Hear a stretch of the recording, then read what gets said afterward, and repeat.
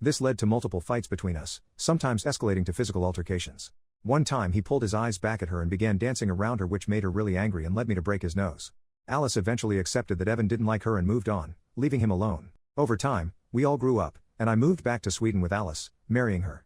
I invited Evan to the wedding and even asked him to be my best man, but he declined. Alice didn't mind and she was even relieved, but I was upset about it since he was still my brother.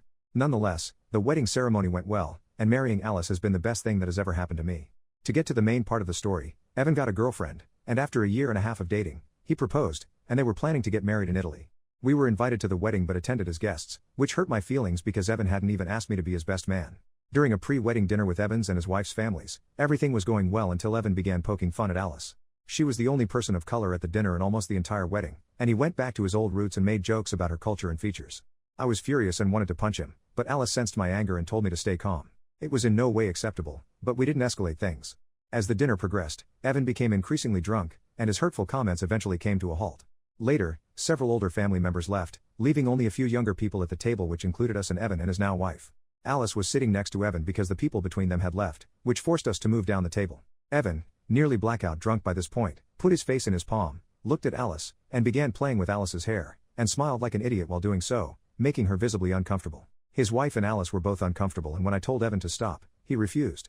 I had to physically intervene to stop him from touching her hair, and then I decided it was best to leave the dinner altogether before I did anything I would regret later. The wedding ceremony was beautiful, and everyone appeared to be happy. However, the day after the wedding, things felt really tense.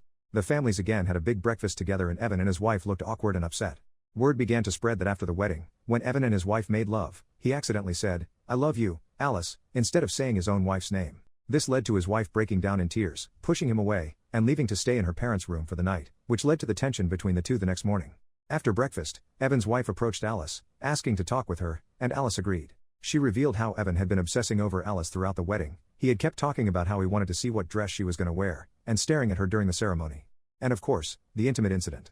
Turns out he didn't only say "I love you, Alice." He had kept repeatedly saying Alice's name and kept saying, "You feel so good, Alice." And she just laid there the whole time until he was finished and got up and left.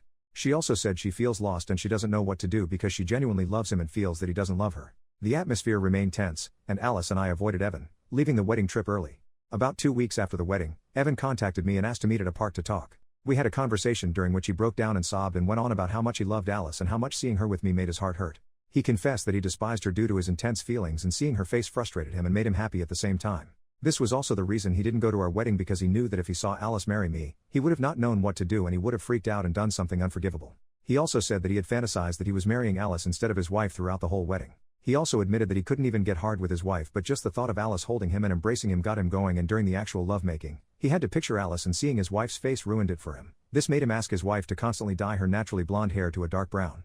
He told me he had been in love with her for years and he could never get over her. He also said that he needed to look at a photo of Alice at least once a day to be able to function, which is insane.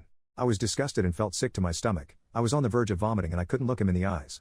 I just got up and left. I couldn't stand to be around him for a second longer. And yes, his wife is still with him, and me and Alice feel absolutely horrible for her.